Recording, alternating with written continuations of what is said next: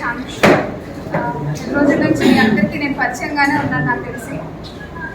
So ఈరోజు అయితే మాత్రం ఏదైతే కొంతమంది ఏదైతే నా మీద ఎడ్యుకేషన్స్ వేయడం కానీ లేకపోతే ఏదైతే చెప్పడం కానీ మీరు చేస్తూ ఉన్నారో దాని గురించి ఈరోజు నేను మీకు చెప్పాలి, కనీసం నా వైపు నుంచి కూడా మీరు వినాలి అనే ఒక బాధతో నేను ఈరోజు వచ్చి చెప్తా ఉన్నాను. సో దయచేసి మీరు అందరూ కూడా వింటారు, విని నాకు కూడా మీ ద్వారా న్యాయం జరుగుతుందనేసి నేను ఈరోజు ముందుకు వచ్చి మాట్లాడతాను. బస్ నేను కూడా చెప్పేది వినండి, తర్వాత మీ ఇష్టం. మా మ్యారేజ్ 2013లో అయింది. నవంబర్ 2013లో పెళ్ళి అయింది మా ఇద్దరికి. ఇది అరేంజ్ మ్యారేజ్ 2013లో పెళ్ళి అయింది. 2013 నుంచి మేము ఒక 1 year ట్రావెల్ చేసాం. ఆ 1 year ట్రావెల్లో 2 కవల పిల్లలు, నాకు 2 పాపలు. నేను ఇంకా నా లా కంప్లీట్ చేయలేదు అప్పటికి, నేను ఇంకా లాలోనే ఉన్నాను. 2010 నుంచి 2015 వరకు నా లా గ్రాడ్యుయేషన్ నేను కంప్లీట్ చేయాల్సింది. సో లాలోనే నాకు పెళ్ళి అయింది. సో 2014లో నేను కన్సీవ్ అయ్యాను. 2015లో నాకు పిల్లలు పుట్టారు. ఏప్రిల్ 2015 నా పిల్లలు పుట్టారు. 2015లో మేము ఆగస్టులో ఒకసారి మినిస్ట్రీ ఆఫ్ ట్రైబల్ అఫైర్స్ అని ఉంటుంది. అందులో నేషనల్ ఓవర్సీస్ స్కాలర్షిప్ అని ఉంటుంది. ఆ నేషనల్ ఓవర్సీస్ స్కాలర్షిప్ కోసం మదన్ మోహన్ నేను ఇద్దరం కూడా ఇంటర్వ్యూకి వెళ్ళాను. ఆ ఇంటర్వ్యూ అయిపోయిన తర్వాత అందులో అతను సెలెక్ట్ అయ్యారు. ఆ తర్వాత నేను సెలెక్ట్ అవ్వలేదు. ఇండియన్ ఓవర్సీస్ స్కాలర్షిప్ ఎందుకంటే పూర్ పర్సన్స్కి మాత్రమే, ఎస్సీ ఎస్టీ ఎవరైతే ఉంటారో వాళ్ళకి మన స్టేట్ నుంచి, మన గవర్నమెంట్ నుంచి వేరే గవర్నమెంట్కి వెళ్ళడానికి, వేరే గవర్నమెంట్ నుంచి వేరే కంట్రీకి వెళ్ళడానికి ఇచ్చే ఇండియన్ గవర్నమెంట్ వాళ్ళ మీద కొన్ని కోట్లు ఖర్చు పెట్టి చదువుకోవడానికి బయటకు పంపిస్తుంది. ఇది 2013లో కూడా ఆయన వెళ్ళున్నాడు. దానికి ఉన్న మెయిన్ కండిషన్ ఏంటంటే బిలో పావర్టీ ఉండాలి. ఎస్సీ ఎస్టీ వాళ్ళు బిలో పావర్టీ ఉండాలి. అప్పటికే మదన్ మోహన్ మానివాటి సెంట్రల్ గవర్నమెంట్ ఎంప్లాయీ అయినా కూడా ఇంటర్వ్యూకి వెళ్ళాడు నా కోసము. అప్పటికి నేను ఇంకా లా అప్పుడప్పుడే కంప్లీట్ అయినా ఫైనల్ ఇయర్ స్టూడెంట్స్ కూడా నేను అప్లై చేస్తున్నా. నేను పోయినాను, నేను సెలెక్ట్ కాదు, ఆయన సెలెక్ట్ అయినాడు. అప్పటికే Madan Mohan Manipati already central government employee, assistant director. So that అది సెలెక్ట్ అయిన తర్వాత ఆ రోజు నుంచి within 2 years of span of టైంలోనే మనం యూఎస్కి ఫ్లై అవ్వాలి, ఎవరైతే కనుక ఎగ్జామినేషన్ పాస్ అయి ఉంటారో. ఆ ప్రాసెస్లో నన్ను పెట్టిన మెంటల్ టార్చర్ ఇంకెవ్వరు ఏ అమ్మాయి పడి ఉండదు. నేను చెప్తా ఉన్నా, భార్యగా నేను కాపురం చేశాను కాబట్టి నేను చెప్తా ఉన్నా. మీరు ఎవ్వరు కూడా తెలియదు కాబట్టి మీరు కనీసం వినండి నా వైపు నుంచి. 2016లో ఈ ఎంటైర్ పాన్ ఆఫ్ ద ఎపిసోడ్లో 2016లో నాకు ఖచ్చితంగా ఆయన విడాకులు పత్రం రాశాడు. నేను కూడా రాసిచ్చాను ఆయనకి. ఆ పత్రం మీరు అడగండి, ఇస్తారు ఆయన మీకు. బట్ నేను 2 కోర్టులలో ప్రాక్టీస్ చేసేదాన్ని. ఒక రైల్వే కోర్టులో ప్రాక్టీస్ చేసేదాన్ని, సికింద్రాబాద్ కోర్టులో కూడా ప్రాక్టీస్ చేసేదాన్ని. 2 సీనియర్స్ దగ్గర నేను ప్రాక్టీస్ చేసుకుంటూ నేను చదువుకుంటూ నా బ్రతుకు నేను బ్రతికినా. ఇది సాయిరెడ్డి సార్తో నాకున్న పరిచయం శాంతిపై భర్త సంచలన ఆరోపణలు, తాను విదేశాల్లో ఉన్నప్పుడు ఏపీలో ఉన్న భార్య గర్భం దాల్చిందని వెల్లడి, అందుకు విజయసాయిరెడ్డే కారణమని ఆరోపణ. తానెప్పుడో విడాకులు తీసుకుని మరో వ్యక్తిని పెళ్లి చేసుకున్నారన్న శాంతి దేవాదాయ శాఖలో అసిస్టెంట్ కమిషనర్గా పనిచేస్తూ సస్పెండ్ అయిన శాంతిపై ఆమె భర్త మదన్ మోహన్ సంచలన ఆరోపణలు చేసిన సంగతి తెలిసిందే.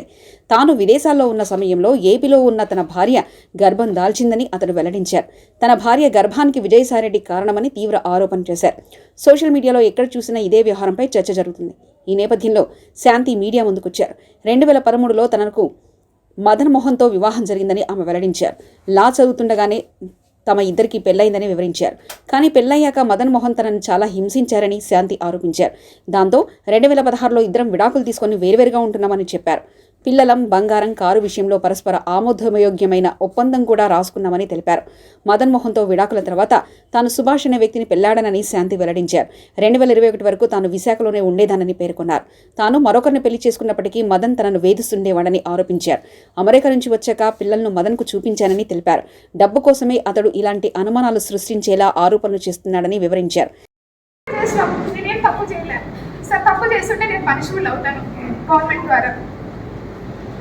నేను వచ్చిన నా మొగుడు ఇల్లు తీసి నేను సంసారం చేస్తూనే ఉన్నాను. నేను దేవుడు మరి నాకు ఇది కష్టం పెట్టాలని ఏమైనా కన్సీవ్ అయ్యానో నాకు తెలీదు. ప్రెగ్నెంట్ అయ్యాను. నేను ప్రెగ్నెన్సీ వచ్చిన తర్వాత బిడ్డను ఏమైనా చంపుకోగలనా? నేను సరే అనేసి బిడ్డను కూడా నేను ట్రావెల్ చేసిన. మా అత్త సపోర్ట్ చేసింది, వదిన చేసిండు, ఆయన చేసిండు, అందరూ చేసిండు. 9 నెలల బిడ్డ నేనే కన్నా, నేనే పోసినా, నేనే కన్నా. ఇద్దరిని కూడా మీరు ఆయన మెసేజెస్ అన్ని చూపిస్తాను మీకు. నేను ఇంకొక భార్య అని తెలిసి, నేను ఇంకొక బిడ్డకి తల్లినని తెలిసి కూడా నన్ను ఎంత హరాస్ చేశాడు, సెక్సువల్ హరాస్ ఎంత చేశాడో అన్ని చాటింగ్ చూపిస్తాను. నేను మీకు అబద్ధం చెప్పను, ఎవ్రీథింగ్ చూపిస్తాను. తను వచ్చిన వెంటనే విశాఖపట్నం వచ్చాను, తన బిడ్డల్ని చూసుకుని ఇదే అండి అనేసి బిడ్డను తీసుకొని చూపించినాను కూడా నేను అతనికి. చూపించిన తర్వాత అతను చాలా మెంటల్గా స్ట్రాంగ్గా ఫిక్స్ అయిపోయాడు అంతా జరిగింది. తర్వాత నేను అడిగినాను, నేను ఎందుకు అడిగినానంటే సుభాష్ అప్పటికే మేము సుభాష్కి తెలుసో తెలియదో నాకు తెలియదు. ట్రైబల్లో ఎప్పుడు కూడా మేము రాసుకున్న విడాకుల ఒప్పందం నేను ఆయనకు రాసిచ్చిన, ఆయనకు నాకు రాసిచ్చిండు. నేను అది కూడా చెప్పిన ఆయనకి, లేదు లీగల్ కూడా తీసుకో అన్నారు. సరే అనేసి నేను మదన్ మోహన్ మానిపాటికి అడిగిన. సరే అనేసి ఇద్దరం కలిసే డాక్యుమెంట్ చూపిస్తా, ఇద్దరం కలిసి మేము విశాఖపట్నం కోర్టుకి అప్రోచ్ చేయడం. విశాఖపట్నంలో ఫైల్ చేసినాము, ఏప్రిల్ మంత్లో ఫైల్ చేసినాము. ఆ ఫైల్ చేసిన దానికి గాను ఇద్దరి మధ్యన ఒక అండర్స్టాండింగ్ మీద కొన్ని ఎంఓయూలు కూడా రాసుకున్నాము. పిల్లల విషయము, తర్వాత ఇల్లు విషయం, ప్రాపర్టీ విషయము, బంగారం విషయము, కార్ విషయము, ఎవ్రీథింగ్ రాసుకున్నాము. సరే ఇంత జరిగింది, ఇంత బాగానే ఉంది. మదన్ మోహన్ మానిపాటికి సడన్ గా మరి ఏమైందో తెలియదు. అంతకంటే ముందు నుంచే అది మనసులో ఉన్న అనుమానము, మీ పేపర్లు ఏదైతే పెట్టాడో ఈ అనుమానం అంతటి కారణము డబ్బు. ఆ డబ్బు నన్ను 30 కోట్లు నేను సంపాదించేంత అర్హత కానీ, లేకుంటే ఉద్యోగం కానీ నా దగ్గర లేదు. నా ఉద్యోగము 58,000 ఈరోజు జీతం నాది. 35,000 కార్ అలవెన్స్ ఇస్తారు ఒక అసిస్టెంట్ కమిషనర్కి. మీకు జీతం కూడా చెప్పాలి.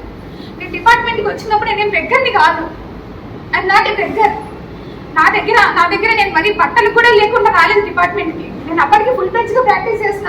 నెలకి నాకు కనీసం 70,000 జీతం వచ్చిండేది నాకు. నేను చాలా కష్టపడేది. ఇద్దరు సీనియర్ల దగ్గర వర్క్ చేయడం అంటే అంత ఈజీ కాదు. మీరు ప్రాక్టీస్ చేస్తే మీ ఎవరైనా చేస్తుంటే మీకు అర్థమవుతుంది. ఇంత ఇష్యూ జరగడానికి కారణం ఐ ఓన్ ట్రైబ్.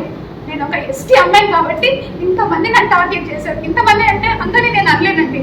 నన్ను ఎవరైతే ఇంతగా ఎలా మాట్లాడుతున్నారు అనేది నాకు ఈరోజు కనీసం మీరు ఒక్కొక్కటి చెప్పాలి. మీరు నేను ఒక ఎస్టీ సామాజిక వర్గానికి చెందిన అమ్మాయిని కాబట్టి ఇంతమంది నన్ను టార్గెట్ చేశారు.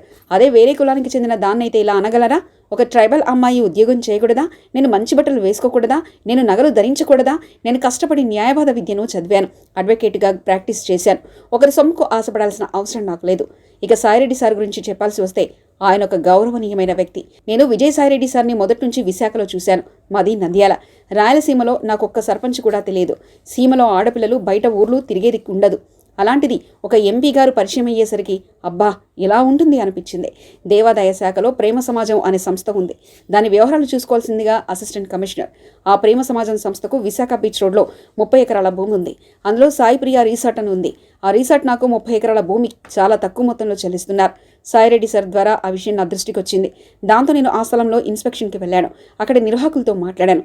లీజును పెంచడం ద్వారా ప్రేమ సమాజం సంస్థకు మేలు చేసే ప్రయత్నం చేశాను. ఇది సార్తో నాకున్న పరిచయం అంటూ శాంతి కన్నీటి పరితమయ్యారు. మరిన్ని కథనాల కోసం సబ్స్క్రైబ్ చేసుకోండి మీ అక్షర శిల్పం.